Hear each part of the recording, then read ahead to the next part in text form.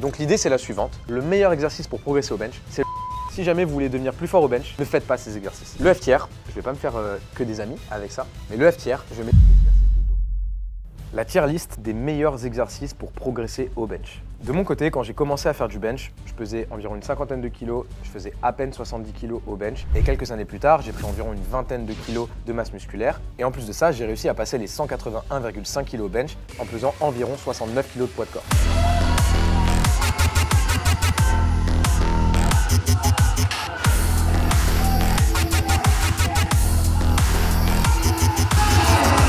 Je suis donc passé de 50 kg de poids de corps, 70 kg au bench pour 69 kg de poids de corps, 181,5 kg au bench. Aujourd'hui, je vais vous donner ma tier list des meilleurs et des pires exercices pour progresser au bench ou alors perdre votre temps.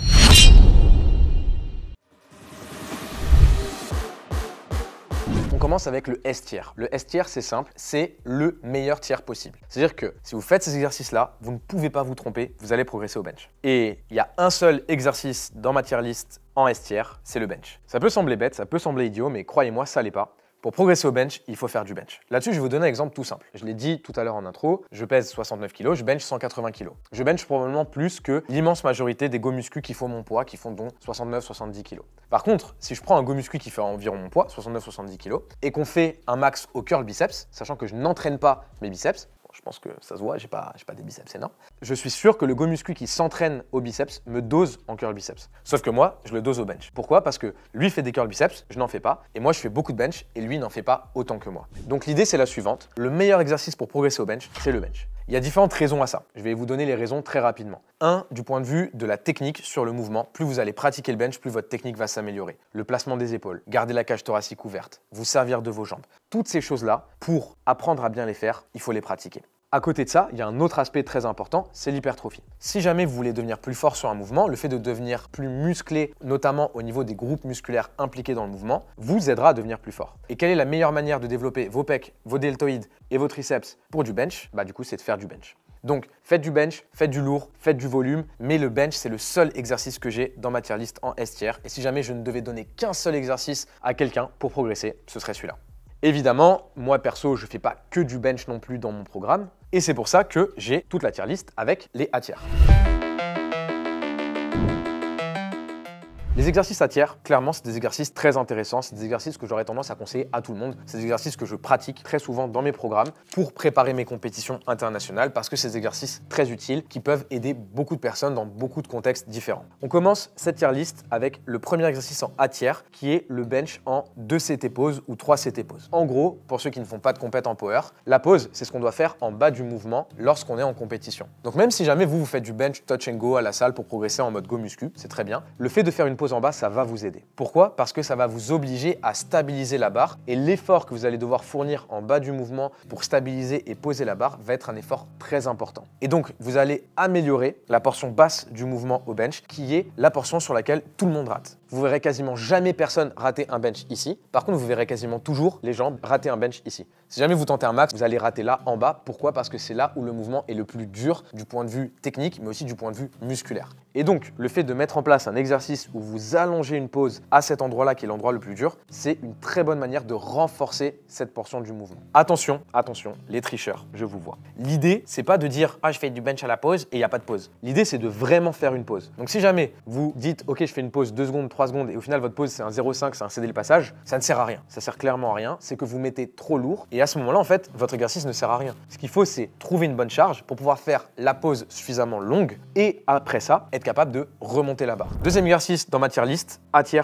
toujours, c'est le bench prise serrée. Alors, en power notamment, donc c'est peut-être pas le cas pour ceux qui font du body qui regardent cette vidéo, en power, on a une prise très large. L'avantage de la prise large, d'ailleurs ça peut quand même intéresser ceux qui font du body, c'est que vous allez vraiment avoir un accent au niveau des pecs. Vous allez vraiment pouvoir mieux développer vos pecs. Donc si jamais vous ne prenez pas des pecs à cause du bench, c'est peut-être à cause de ça. C'est peut-être parce que vous avez une prise trop serrée, une prise trop anatomique. Et le fait d'ouvrir votre prise, d'ouvrir la cage, là, vous voyez déjà au niveau de mes pecs sont surétirés alors que j'ai rien fait. Donc ça c'est très intéressant. Par contre, du coup, il y a deux choses qui vont se passer. C'est un, vous allez shifter bouger le focus, vous allez avoir une plus grande implication de vos pecs et peut-être une moins grande implication de vos triceps. Et en plus de ça, vous allez avoir un petit peu moins d'amplitude. Si jamais là j'ai une prise serrée, pour que la barre touche ma cage thoracique, j'ai une grosse amplitude. Vous voyez au niveau de mon coude descend très très loin. Par contre, si j'ai une prise très large, vous voyez que là mon coude descend beaucoup moins loin. Donc du point de vue de l'hypertrophie générale du mouvement, ça peut être un peu moins intéressant. C'est pour ça que à ce moment-là, le bench en prise serrée va combler ces deux lacunes. Déjà, le fait de resserrer votre prise, ça va augmenter l'amplitude. Donc vous contournez un petit peu cette lacune de peut-être avoir moins d'amplitude sur le mouvement. Et en plus de ça, vous avez un meilleur travail de vos triceps. Donc l'avantage, c'est que si vous combinez les deux, vous combinez bench prise large, bench prise serrée, vous avez en fait le meilleur des deux mondes. Et en plus, l'avantage, c'est que si jamais vous faites ça sur 2 jours différents dans la semaine, jour 1, prise large, focus, pec, jour 2, prise serrée, focus triceps. À la fin de la semaine, vous avez travaillé votre bench d'une façon très complète, non seulement du point de vue de la force, mais également du point de vue du physique et de l'hypertrophie. Perso, ce que je vous recommande, c'est de resserrer environ 2 à 3 doigts, donc c'est-à-dire pas énormément non plus, mais c'est largement suffisant du coup pour augmenter l'amplitude et avoir ce travail plus important des triceps.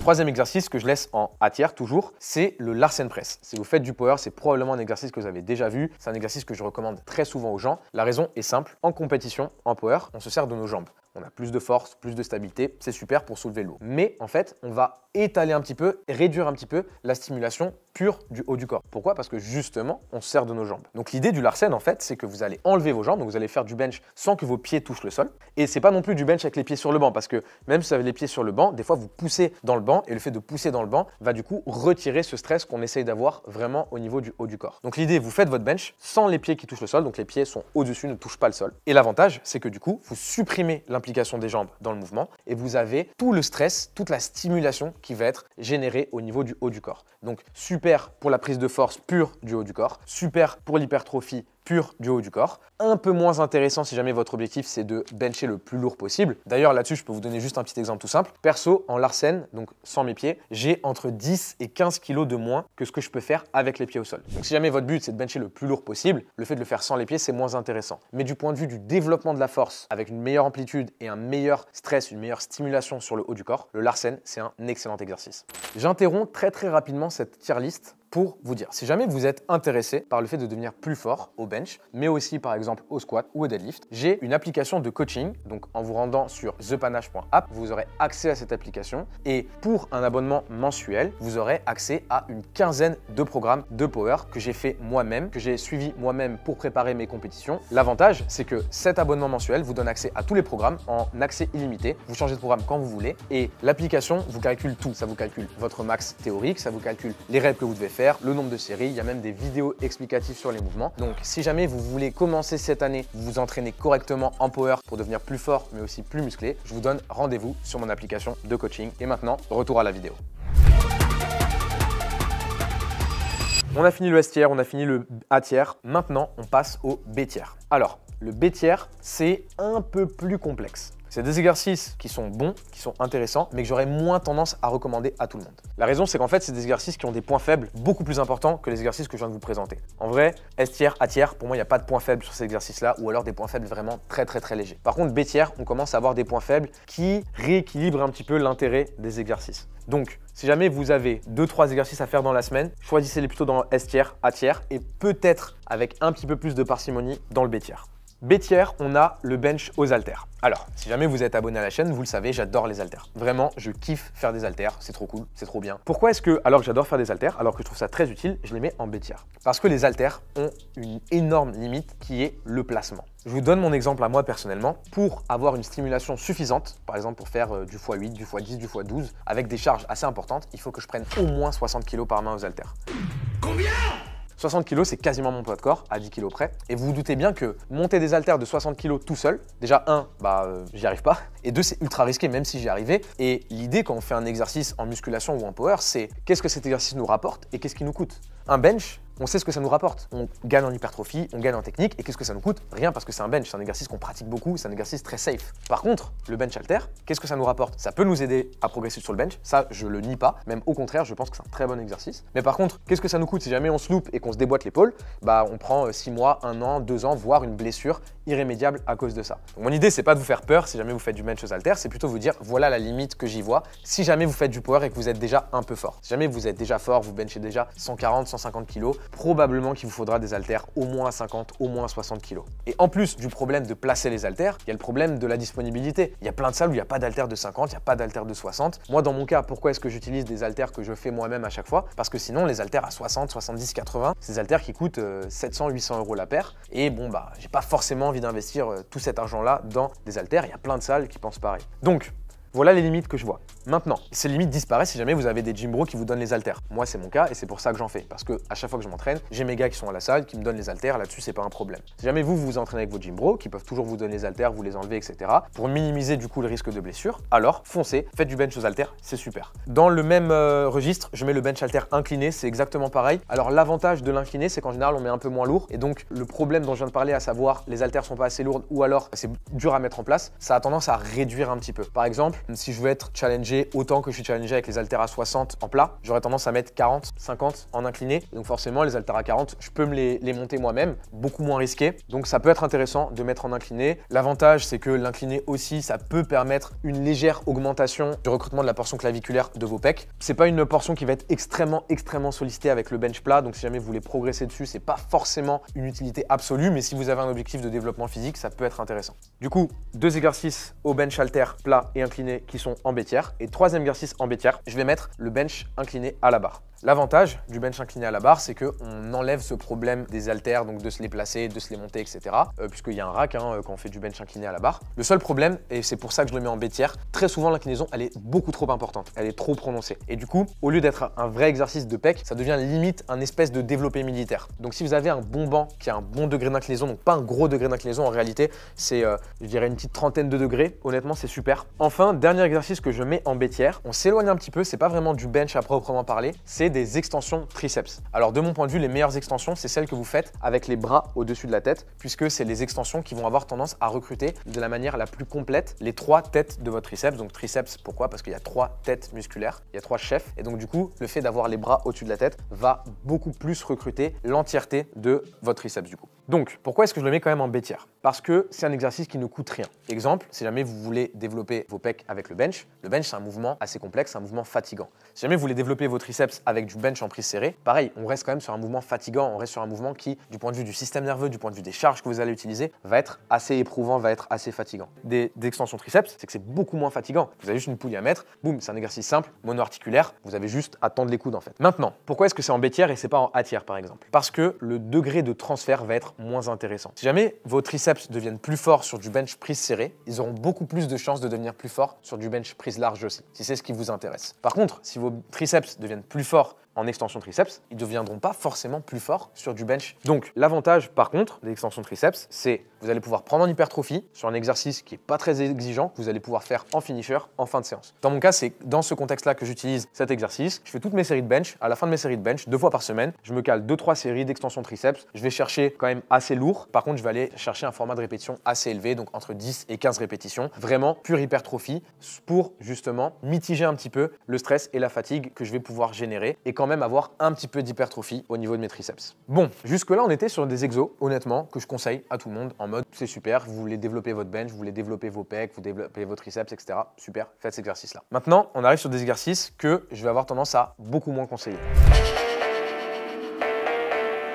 Le premier exercice du 7 tiers, c'est une machine pec. Peu importe la machine, c'est une machine pec. Le problème, c'est qu'il y a des très bonnes machines, il y a des très mauvaises machines. Et je ne peux pas savoir quelle machine vous avez dans votre salle. Pourquoi est-ce que j'aurais tendance à déconseiller cet exercice? Il devient quand même assez éloigné du bench. Et en plus de ça, si vous avez une bonne machine, ça peut être un bon exercice. Si vous avez une mauvaise machine, ça va être un exercice vraiment nul. Si jamais, dans votre cas, le bench ne vous fait pas progresser au niveau des pecs, c'est en règle générale que vous avez une mauvaise technique sur le mouvement. Quand vous avez une bonne technique sur le bench, croyez-moi, vous allez progresser physiquement parce que les pecs, quand on bench bien, c'est un des groupes musculaires les plus recrutés, les plus sollicités. Là-dessus, je vais donner un exemple tout simple. Je prends l'exemple de Flequinho. Donc Flequinho, avant que je le coach en power, il avait des pecs. Bon, désolé mon gars, t'es mon gars, le F, je t'adore.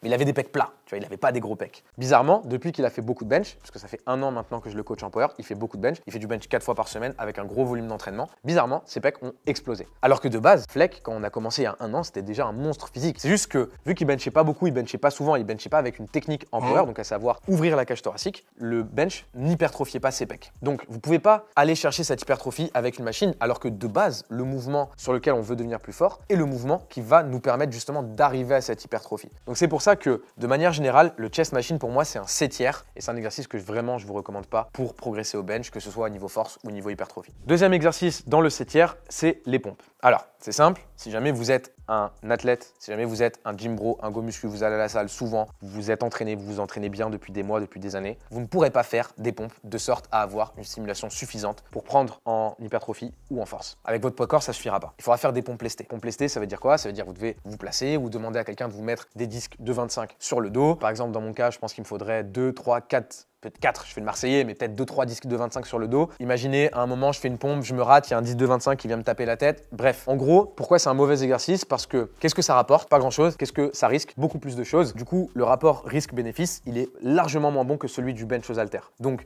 si jamais vous voulez faire un exercice un peu moins spécifique que du bench, bah, vous avez tous les autres exercices dans la liste au-dessus qui sont pour moi plus intéressants. Et même le chest machine, donc machine pec, c'est plus intéressant que de faire des pompes lestées. Donc, pompes lestées, vraiment, c'est tiers, c'est moins, c'est vraiment pas fou, assez risqué. Et si vous ne lestez pas les pompes et que vous faites du bench à 100 kg par exemple, c'est impossible que vous ayez une stimulation suffisante juste avec votre poids de corps.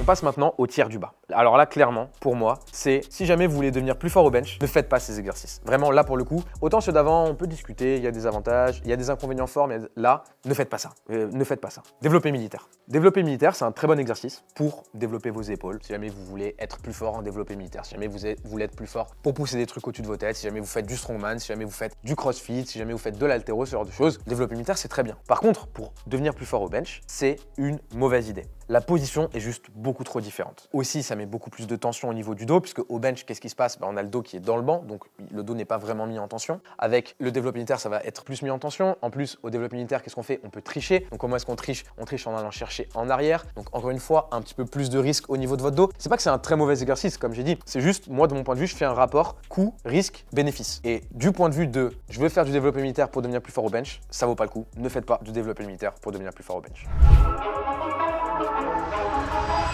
Et enfin, on arrive sur le F tiers. Alors là, clairement, le F tiers, c'est ne faites pas ça x2, x1000. Le F tiers, c'est si quelqu'un vient me dire « Oh, ça, c'est super pour progresser au bench », je vais dire non. Non, pour différentes raisons. Le F tiers, je vais pas me faire que des amis avec ça, mais le F tiers, je mets tous les exercices de dos. Ceux qui me disent qu'ils font des exercices de dos pour progresser au bench, ça ne marche pas comme ça. Il y a un truc très simple qui s'appelle la gravité. Et là-dessus, je vais vous donner un exemple très simple. Si jamais vous avez un max au bench à 80 kg et je vous dis, bah écoutez, une barre à 100 kg, j'ai envie que vous la descendiez. Vous allez pouvoir descendre une barre à 100 kg. Pourquoi? Parce que justement, il y a la gravité qui s'exerce et donc c'est beaucoup plus facile de descendre une barre que c'est de la pousser. Et ceux qui disent le dos aide au bench, en fait, le dos aide au bench de la même manière que les triceps aident pour les exercices de biceps. Je vous explique tout simplement.